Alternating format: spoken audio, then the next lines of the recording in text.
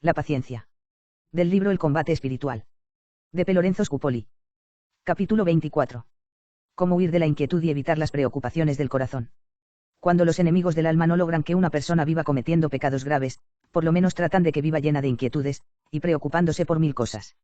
Y es necesario recordar que cuando se pierde la paz del corazón hay que hacer todos los esfuerzos posibles para recobrarla, y tratar de que nada en el mundo logre obtener que vivamos llenos de inquietudes o de afanes. Tenemos que considerar como dichas para nosotros aquellas palabras que fueron dichas en tiempos del profeta Elías: el Señor no está en la conmoción y agitación, 19:9, y hacer a nuestra alma el reproche que a Marta le hizo Jesús: por muchas cosas te afanas y una sola es necesaria. Arrepentimiento pero no remordimiento. Cuando cometemos faltas debemos sentir una suave tristeza de haber ofendido a un Dios tan bueno y que ha sido tan generoso para con nosotros. Sentir hacia nuestra alma manchada y derrotada la misma conmiseración que tendríamos hacia una persona que estimamos mucho y que vemos que ha caído en faltas y pecados. Pero el arrepentimiento ha de ser calmado, sin exageradas inquietudes ni falta de ánimo. Porque esto último ya no sería arrepentimiento o contrición verdadera por haber ofendido a Dios, sino remordimiento o disgusto porque nos fue mal pecando. Paciencia en las contrariedades. La paciencia, según Santo Tomás, es la virtud por la cual ante la presencia del mal no nos dejamos vencer por la tristeza o el disgusto. Jesús puso como condición para seguirlo el llevar con paciencia la cruz de sufrimientos de cada día. Y estos nunca faltarán a nadie. Unas veces será una enfermedad, otras una grave situación económica, o un accidente, o la muerte de un ser querido, o una persona que nos trata sin caridad o con dureza o humillándonos, o un oficio que es cansón y desagradecido, o viajes molestos, o situaciones imprevistas que acaban con todos nuestros planes etc. 3 actitudes. Ante estas contrariedades podemos tomar una de estas 3 actitudes. Primera. La de Jesús en el huerto de los olivos: clamar: Padre, si no es posible que se aleje de mí este cáliz de amargura, que se haga tu santa voluntad. Esta actitud trae paz en la tierra y premios inmensos en el cielo. Y como a Jesús, el Padre nos enviará un ángel a consolarnos. Segunda actitud, la de los antiguos estoicos. Aguantar los males sin inmutarse, por el solo gusto de hacer ver que el mal no logra conmoverlo ni contrariarlo. Esta actitud admira a la gente, pero por faltarle el detalle de ofrecerlo todo por amor a Dios, se les puede quedar sin mucho premio para el cielo. Tercera actitud, la de los renegados. Sufren maldiciendo y renegando. De ellos dice el Apocalipsis que los sufrimientos que les llegan no les aprovechan para volverse mejores y pagar sus pecados, sino que los vuelven peores y más maldicientes. Ejemplo clásico es el del mal ladrón que aún sufriendo en la cruz, todavía se burlaba de Jesús en vez de pedirle perdón y ofrecerle sus sufrimientos, todo lo contrario de lo que hizo su compañero que aprovechó aquellos tormentos para ofrecerlos a Cristo y obtener que se lo llevara esa misma tarde al paraíso. ¿Por qué permitirá Dios que suframos? El sufrimiento que nos llega no es una venganza de Dios. Él es demasiado grande para dedicarse a vengarse de unos gorgojos tan pequeños como somos nosotros. Por cada falta impone una sanción, pero no como venganza, sino por estricta justicia. Los sufrimientos que nos llegan no significan que Dios no nos está escuchando ni que está disgustado con nosotros. No. Los padecimientos los permite Él para que le vayamos pagando las deudas que le tenemos por tantas faltas que hemos cometido y para que con ellos nos ganemos grandes premios para el cielo. Prever lo que va a suceder. Para no estallar en impaciencia cuando llegan las contrariedades es conveniente acostumbrarse a prever qué dificultades se nos van a presentar durante el día. Que en un viaje que vamos a hacer se nos van a presentar demoras muy aburridoras. Pues si las hemos previsto, cuando lleguen ya no nos irritarán tanto porque nos habíamos preparado para aguantarlas. Y así tendremos menos inquietud. Recordar que todo se convierte en bien. Convenzámonos que las contrariedades y dificultades que se nos presentan no son en realidad males, sino ocasión de conseguir bienes para el alma y para la eternidad. Puede ser que los fines por los cuales Dios permite que estos sufrimientos nos lleguen, permanezcan ocultos y desconocidos para nosotros, pero podemos estar seguros de que al final de nuestra vida, al llegar a la eternidad, podremos repetir lo que les dijo José en Egipto a sus hermanos que lo habían vendido como esclavo: fue Dios el que permitió esto que parecía un gran mal. Y lo permitió porque de ello iba a resultar un gran bien. GN 45. Recordar esto, libra de muchas inquietudes. Tratemos de estar siempre alegres. La tristeza hace un gran daño al corazón y no es de ningún provecho para el alma, y ella proviene casi siempre de que recordamos las pocas cosas desagradables que nos han sucedido y nos olvidamos de las muchísimas cosas agradables y provechosas que Dios ha permitido que nos sucedan. A los enemigos de nuestra santidad les conviene que vivamos tristes porque la tristeza apaga el entusiasmo y quita ánimos para obrar el bien. Pero vivir triste, si no es porque se padece alguna enfermedad que produce tristeza, y entonces hay que tratar de curar con medicamentos esa enfermedad porque puede llevar a otros males muy graves y dañosos. Vivir triste es una ingratitud para con Dios, porque por cada hecho desagradable o dañoso que nos suceda, nos llegan 10 o más hechos agradables y provechosos. ¿Por qué dedicarme a mirar con disgusto alguna pequeñita mancha negra de nuestra existencia en vez de observar con alegría tantas cosas agradables que nos suceden cada día? Cuidado con los deseos exagerados o instantáneos. Otra de las trampas que produce inquietud en el alma es el llenarse de deseos, planes exagerados y dedicarse a tratar de ponerlos en práctica rápidamente. Los orientales dicen que tanta mayor paz tiene una persona cuanto más sabe moderar sus deseos. Cuando nos llegue algún deseo o se nos ocurra un plan, pidamos al Espíritu Santo que nos ilumine si esto viene de Dios y es para nuestro mayor bien. Ojalá logremos consultar también a alguna persona prudente y espiritual. Y luego tratemos de mortificar nuestra demasiada vivacidad que nos quiere llevar a tratar de poner en práctica ya inmediatamente lo que se nos ha ocurrido. Esa mortificación hace más perfecta y más agradable a Dios nuestra obra que si la hubiéramos hecho con precipitación y demasiada rapidez. Las gentes prudentes dejan fermentar poco a poco las ideas en su cerebro, las van cocinando con el fuego de la oración y el combustible que se llama pedir consejo a los que saben. Decía Jesús que si se empieza una obra sin hacer cálculos acerca de si se podrá terminar, y luego no se logra acabar, la gente se nos va a burlar y a decir, empezó y no fue capaz de concluir. Vayamos despacio y lograremos llegar más lejos. Cuidado con los recuerdos amargos. Para evitar ese mal tan dañoso que es la inquietud, conviene alejar de nuestra mente esos recuerdos amargos y tristes que quieren anidarse allí como roedores dañinos. El vivir pensando en eso, lo que obtiene es que se graben de tal manera en la mente que ya después no seremos capaces de alejarnos de allí. Y son recuerdos que en vez de contribuir a volvernos mejores, lo que hacen es llenar el alma de vanas inquietudes y de inútiles amarguras. Que alguien nos humilló y nos atacó injustamente. Pues con eso hizo crecer nuestra humildad y nos ejercitó en la paciencia. Que hemos cometido muchos y graves pecados en la vida pasada. Pero ya los confesamos y le hemos pedido muchas veces a Dios que nos perdone. ¿Para qué seguirlos recordando? Más bien sumerjámoslos en el océano inmenso de la bondad y de la misericordia de Dios y así se cumplirá lo que prometió el profeta Miqueas, tú, oh Dios, arrojarás al fondo del mar todos nuestros pecados para no volverlos a recordar, Mt 7, 19. ¿Para qué seguir atormentándonos con estos recuerdos de un pasado que ya por más que nos angustiemos no podemos cambiar ni hacer que no haya sido así? Confiemos el pasado en manos de Dios y dediquémonos a vivir alegres y optimistas el presente, esforzándonos por agradarle con nuestro buen comportamiento. Que tuvimos tremendas imprudencias que nos ocasionaron enormes pérdidas. Aprovechemos esta amarga experiencia para aprender lecciones para el futuro, pero no nos amarguemos llorando por la leche derramada, que con llorar no vamos a lograr recoger nada. Volvamos a empezar animosos, pues son muchas las personas que en una imprudencia perdieron los ahorros de toda una vida y luego con la ayuda de Dios lograron reponerse y volver a surgir. Pero si nos dejamos llevar por la preocupación y la depresión acabaremos con nuestra salud nerviosa, acortaremos nuestra vida, y con esos afanes nada lograremos remediar. San Pedro dice, coloquemos nuestras preocupaciones en manos de Dios, que Él se interesa por nosotros, 1 P 5, 7. Analicemos nuestros remordimientos. Si ellos nos llevan a confiar más en la divina misericordia de Dios, a pedirle perdón y a empezar una vida más virtuosa, a ser más humildes y más comprensivos con los demás, entonces sí son provechosos. Pero si solamente nos llenan de amargura y desánimo, rechacémoslos como venidos del mal espíritu, porque pueden ser sugestiones del enemigo para hacer que vivamos llenos de inútil inquietud. Cuando recordemos hechos dolorosos, analicemos si el recuerdo de estos hechos nos sirven para atacar nuestro orgullo y amor propio, que es el enemigo más temible que tenemos. Si su recuerdo nos lleva a tener más gratitud a Dios y menos confianza en nuestras solas fuerzas. Si al recordar estos hechos nos movemos a pedir más la ayuda de Dios y su perdón. En esos casos son recuerdos provechosos.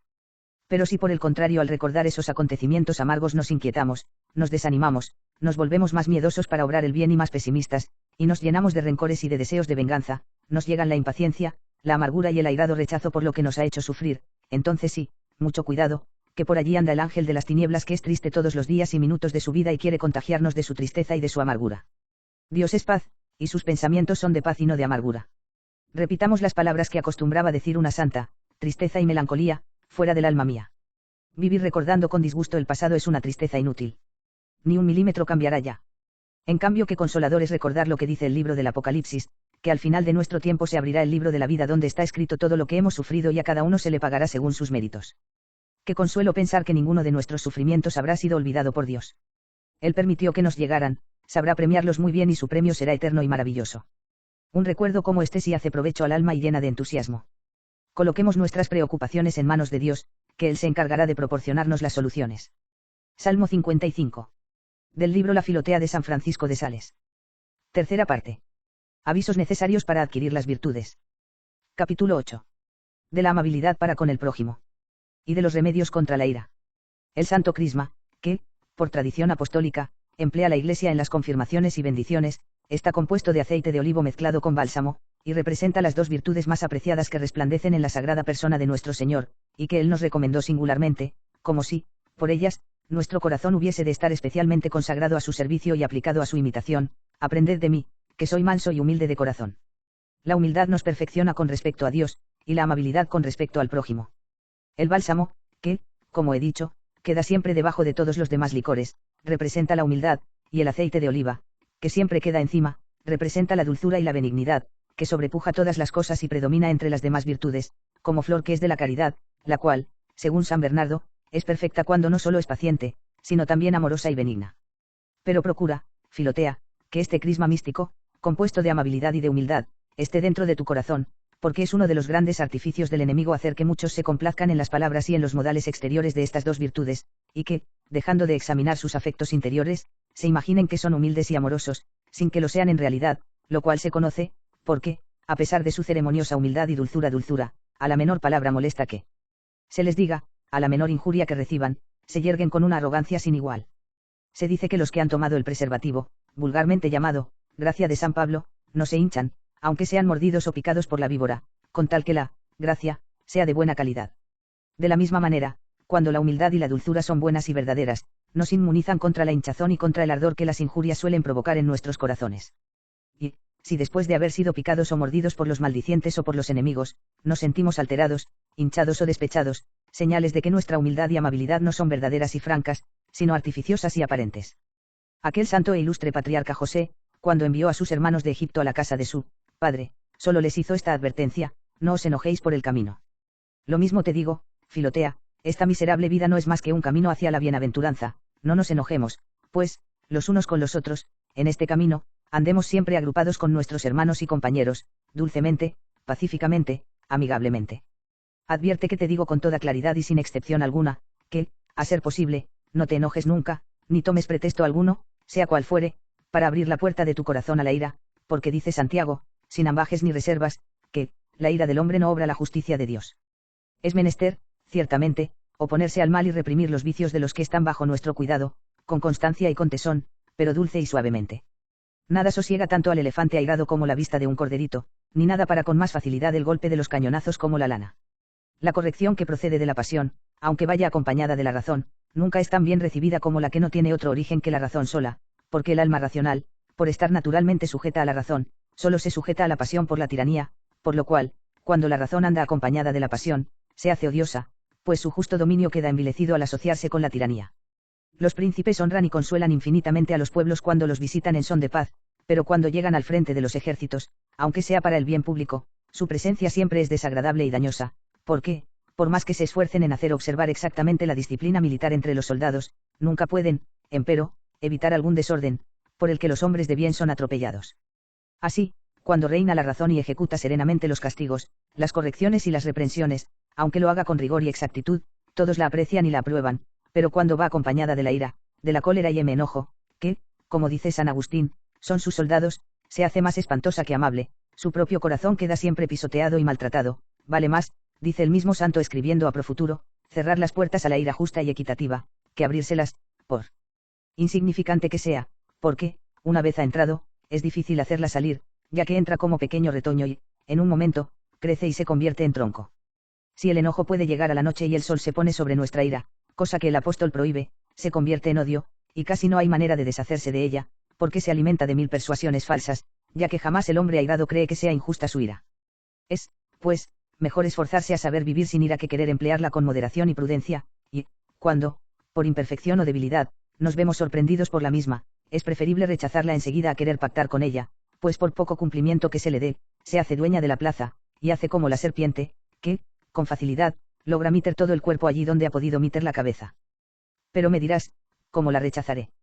Es preciso, Filotea, que, al advertir el primer resentimiento, reúnas tus fuerzas con presteza, pero sin brusquedad ni ímpetu, sino dulce y seriamente a la vez, porque, así como en los senados y en los parlamentos, meten más ruido los oficiales gritando, silencio, que aquellos a los cuales quieren hacer callar, de la misma manera, al querer reprimir nuestra ira con impetuosidad, se causa en nuestro corazón más turbación de la que ella hubiera causado, y, entre tanto, el corazón, turbado de esta manera, no puede ser dueño de sí mismo. Después de este suave esfuerzo, practica el consejo que San Agustín, cuando ya era viejo, daba al joven obispo Auxilio: haz, le decía, lo que un hombre ha de hacer, que si te ocurre lo que el hombre de Dios dice en el Salmo, mi ojo he aturbado con gran cólera, acudas a Dios y exclames, Señor, ten misericordia de mí, para que extienda su mano y reprima tu enojo. Quiero decir que cuando nos veamos agitados por la cólera, invoquemos el auxilio de Dios, a imitación de los apóstoles cuando se vieron en peligro de zozobrar, por el viento y la tempestad, en medio de las olas, pues Él mandará a nuestras pasiones que se calmen, y se seguirá una gran bonanza. Pero te advierto que la oración que se hace contra la ira impetuosa del momento, ha de ser suave y tranquila, jamás violenta, cosa que es menester observar en cualesquiera remedios que se empleen contra este mal. Después, enseguida que te des cuenta de que has cometido un acto de cólera, repara la falta con un acto de dulzura, hecho inmediatamente con respecto a aquella persona contra la cual te hayas irritado. Porque, así como es un excelente remedio contra la mentira, retractarse enseguida, así también es un buen remedio contra la cólera repararla inmediatamente, con un acto de amabilidad, porque, como suele decirse, las heridas se curan con más facilidad cuando están frescas. Además, cuando te sientas sosegada y libre de cualquier motivo de ira, haz gran provisión de dulzura y de bondad, diciendo todas las palabras y haciendo todas las cosas, grandes y pequeñas, de la manera más suave que te sea posible, recordando que la esposa, en el cantar de los cantares, no solo tiene la miel en sus labios y en la punta de la lengua, sino también debajo de la lengua, es decir, en el pecho, y no solamente tiene miel, sino también leche, porque además de tener palabras dulces con el prójimo, conviene tener dulce todo el pecho, es decir, todo el interior de nuestra alma. Y es menester tener, no solamente la dulzura de la miel, que es aromática y olorosa, es decir, la suavidad en el trato con los extraños, sino también la dulzura de la leche con los familiares y con los más cercanos a nosotros, contra lo cual faltan en gran manera aquellos que en la calle parecen ángeles, y en casa parecen demonios. Capítulo 3. De la paciencia. Es menester que tengáis paciencia, para que, cumpliendo la voluntad de Dios, alcancéis su promesa, dice el apóstol. Sí, porque, como había dicho el Salvador, en vuestra paciencia, poseeréis vuestras almas. Este es el gran bien del hombre, Filotea, poseer su alma, y, conforme es más perfecta nuestra paciencia, más perfectamente también poseemos nuestras almas.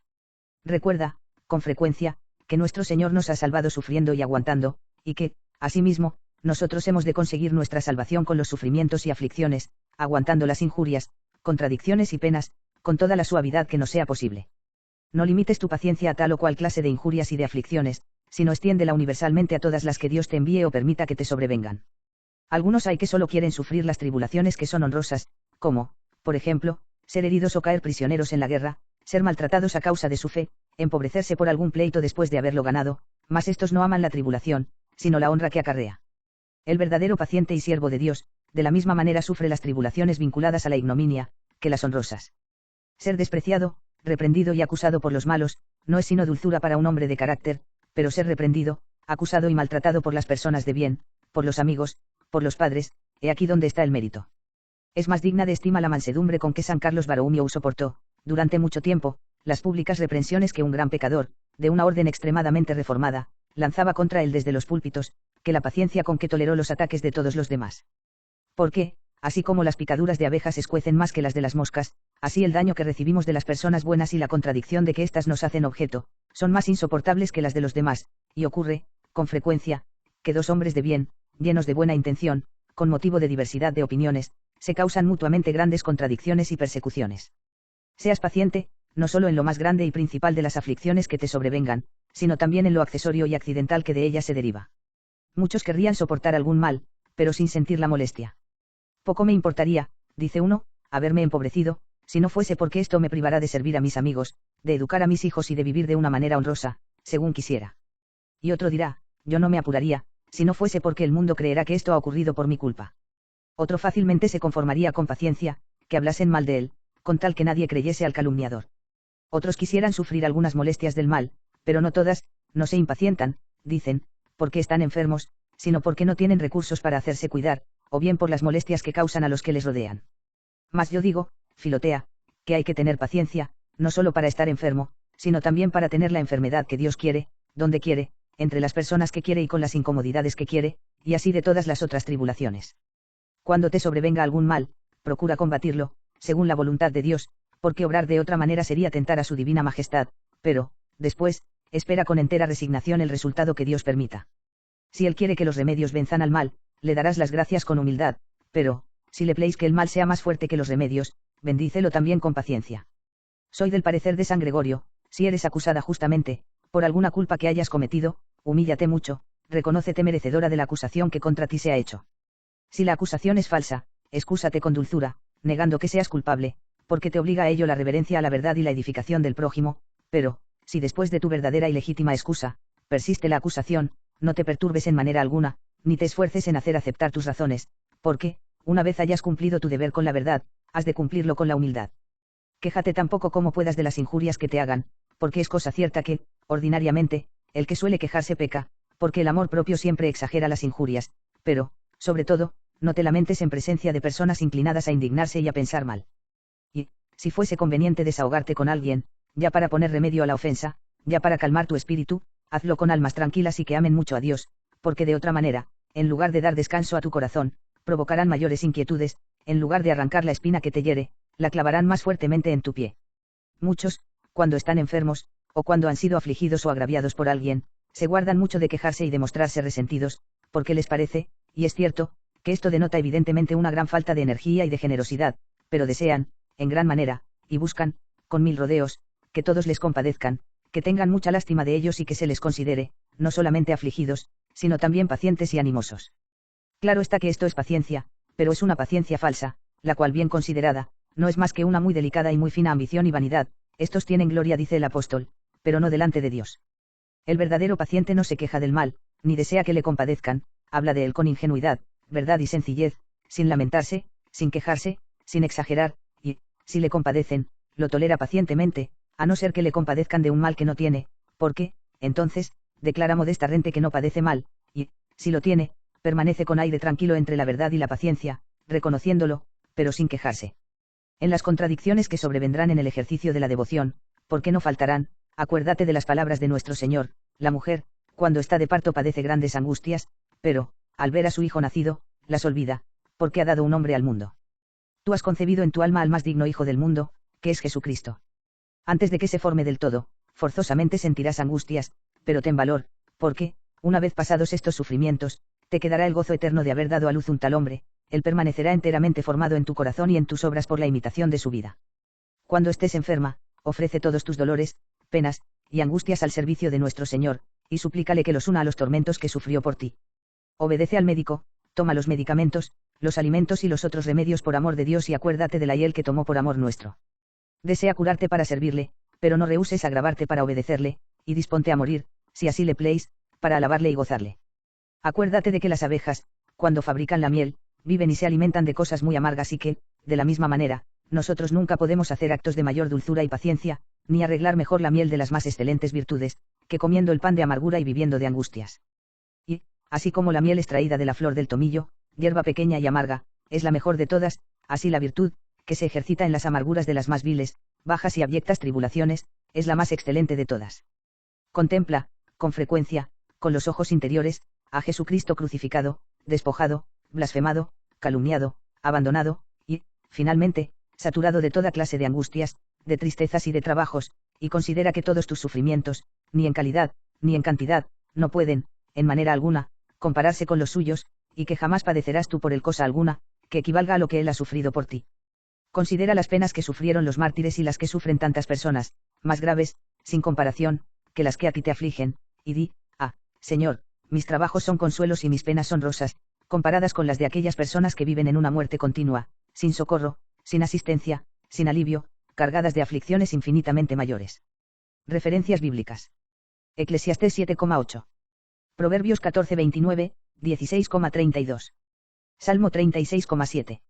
Romanos 12,2, 15,5. Primera de Corintios 13,4 a 5. Gálatas 6,9. Efesios 4,2. Colosenses 3,12. Segunda de Timoteo 2,24 a 26, 4,2. Suma teológica, parte 2 a 2, b, cuestión 136. La paciencia. Compendio de Teología Ascética y Mística, tomo 2.